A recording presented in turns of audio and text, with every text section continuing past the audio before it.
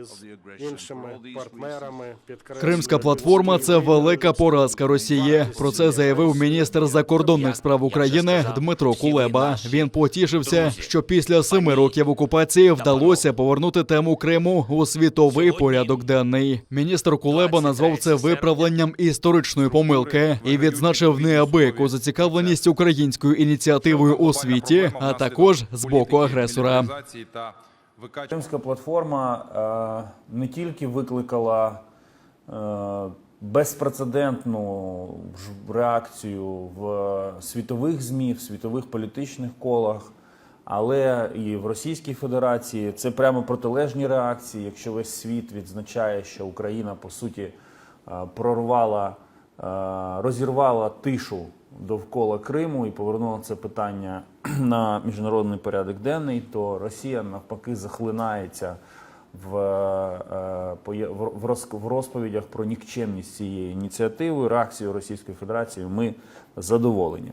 Установчий саміт не кінець, а початок боротьби за звільнення Криму, наголосив Кулеба. За його словами, тепер Кримська платформа працюватиме за 5 напрямами: зміцнення світової позиції, невизнання окупації Криму, впровадження санкцій, протидія порушенням прав людини, безпека судноплавства, а також подолання економічних та екологічних наслідків окупації півострова. Зараз декларацію Кримської платформи підписали 46 держав, серед яких усі члени Євросоюзу та НАТО. Міністр Кулеба назвав документ найсильнішим з часу окупації. В ньому, зокрема, вперше названо Росію країною-окупантом. За словами Дмитра Кулеби, Україна працюватиме над залученням нових учасників Кримської платформи.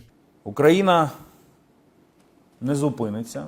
Ми будемо працювати рівно стільки, скільки потрібно для того, щоб повернути український Крим. І той факт, що після 7 років окупації і всіх мільярдів, які витратила Росія на те, щоб про Крим почали забувати, ми зламали цю тенденцію, свідчить про те, що ми здатні перемагати, і ми всі, ми, український народ, зрештою отримаємо те, чого прагнемо – відновлення справедливості і територіальної цілісності України.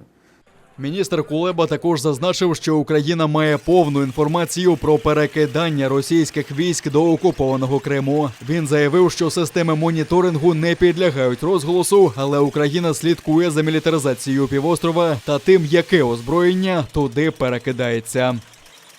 Ми знаємо, що на півострові вже розміщені потенційні носії ядерної зброї, зокрема кораблі, оснащені крилатою ракетою «Калібр».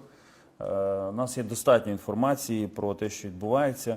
Наша задача зараз – це зміцнювати власні збройні сили і зміцнювати союзницькі дії в Чорному морі для стримування Росії.